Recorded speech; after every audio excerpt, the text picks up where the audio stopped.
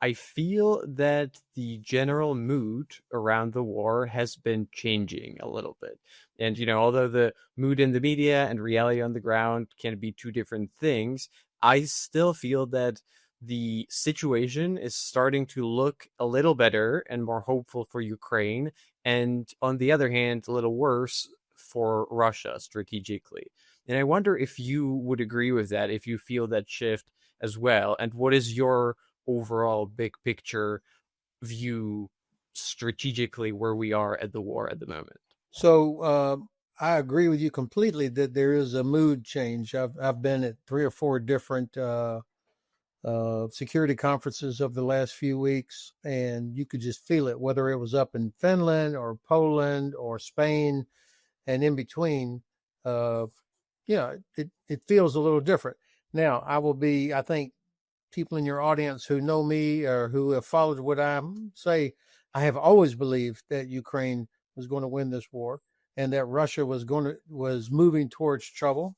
But now it feels like, at least in the White House, now they have like, holy shit, the Ukrainians are doing good. The Russians are failing, and other people are now starting to realize this false narrative out there that the Russians, of course, were pushing, that it was inevitable that they would win. There was no way that little Ukraine could beat mighty Russia, and that's been proven false. Now, how's the war going depends a little bit on where you're fighting. If you're in a trench outside Pokrovsk, or if you're in a city that is constantly hit by Russian missiles, it's terrible.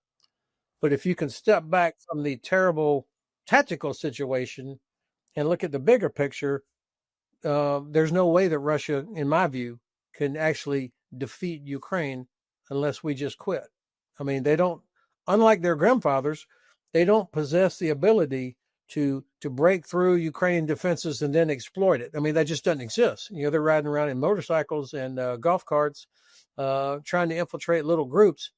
And that's why they've had 1 million casualties and only increased their territorial gain by about 1% over the last year and a half. I mean, that's worse than in the First World War. So I think they just don't have that ability to overwhelm Ukraine. On the other hand, the Ukrainians, of course, do not by themselves have the ability to drive Russia back. But what they have done, I think, very wisely, they've focused on destroying Russia's oil and gas infrastructure, specifically Russia's ability to export oil. Without that, then I don't see how Russia continues in the war beyond next year. This is what pays for everything. And their economy already is, I think, shaky. And if Ukraine is able to keep hitting these not the refineries that make gas for Russian cars. I don't care about that. I mean, I'm happy to see them miserable. But what really matters for the war is wrecking their ability to export oil. And it would be amazing if we in the West got serious about disruption of the shadow fleet vessels as well, the ones that are heading out through the Baltic Sea in particular, loaded with oil headed to India and China and Turkey. Well, so that's definitely one of the things that seems to have been behind the mood shift that you've talked about, the continuous Ukrainian campaign hitting Russian refineries. What do you think that the impact has been so far? And if it is sustained, if Ukraine manages to sustain it, what do you think that the impact could be? And perhaps also, why do you think that it's different this time to when Ukraine was deploying the same strategy in previous years? Well, this is the first time they've had the ability to routinely hit, like, 2 or 3 times a week, a major refinery. I mean, these are huge distances. Um, in an interesting twist of history, in the past, Russia's great strength was based on its size. I mean, the vastness of Russia. So that invaders like Napoleon or Hitler, they may make big gains, but eventually they just get swallowed up by the size of Russia. That was a strength, as well as the population and the fact that the czars and then Stalin didn't care how many casualties they had. Now that vastness is a vulnerability because they can't possibly cover everything all the different infrastructure that they can't cover it. And um, so they're constantly having to move around radar, air defense systems, trying to guess where the Ukrainians are going to attack next.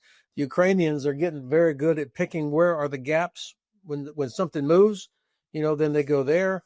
Um, and the fact that Ukrainian defense industry has now developed longer range weapons that can carry a meaningful payload. It's not just the distance, it's can it go that far and have a warhead that could actually wreck a oil storage facility, for example? So it's those combination of things, and of course that has an impact elsewhere.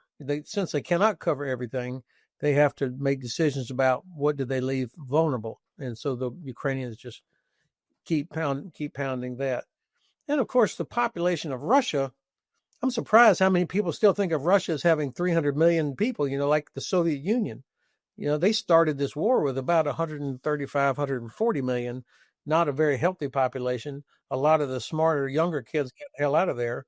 So they don't have endless human resources either.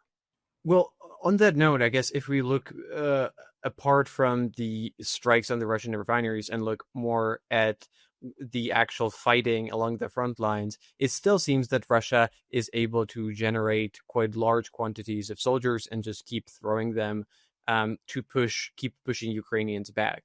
Do you see that this could or should change anytime soon, or is it something that Russia will be still keep able to keep up for foreseeable future? Of course, I realized a couple of years ago that I really don't understand what goes on inside Russia. I mean, we don't have um, really good insights about what people are thinking or doing. There certainly is the perception that Russian people can endure forever. I know that's been part of the mythology there, and maybe it's true. Um, but I don't know that they can keep doing what they're doing now. The Kremlin has avoided, for the most part, recruiting people out of Moscow and St. Petersburg for a good reason. They don't want to have a bunch of funerals in Moscow and St. Petersburg where people are like, "Hey, what the hell's going on here?" Because I think not all the elites fully appreciate how bad it is. Now, I did hear, I did read an article today that said St. Petersburg was expanding its city crematorium to handle all the casualties, up to 250 a day.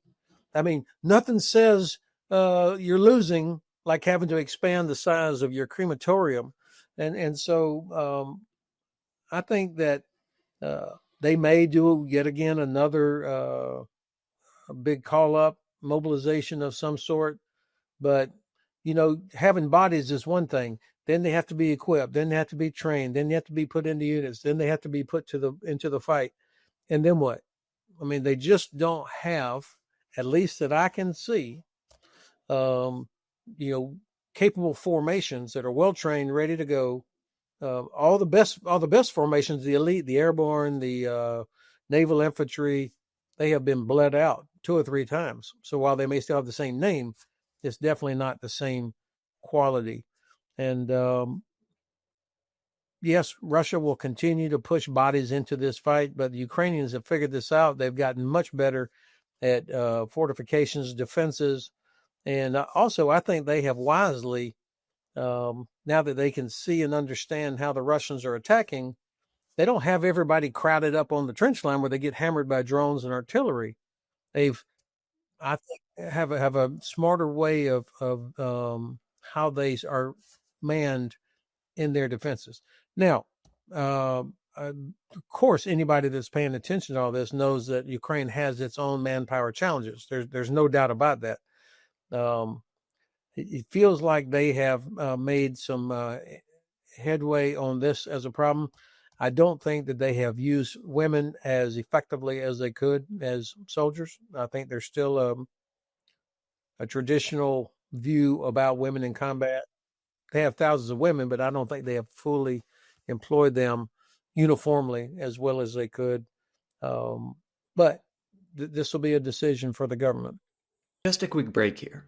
If you care about geopolitics, and I assume you do since you're listening to this, you might want to consider signing up to get my newsletter, Station Zero. Once every week or two, you'll get a free geopolitical analysis, a story, trend, or pattern of something that's really important but that most people tend to miss. Like the one where I talk about the major threat that Hungary's Prime Minister, Viktor Orban, is facing, why he's increasingly likely to be defeated in the next year's elections, why his new challenger is not at all who you would expect, and why it might be a lesson for politicians everywhere. If you want to sign up, just click the link in the description.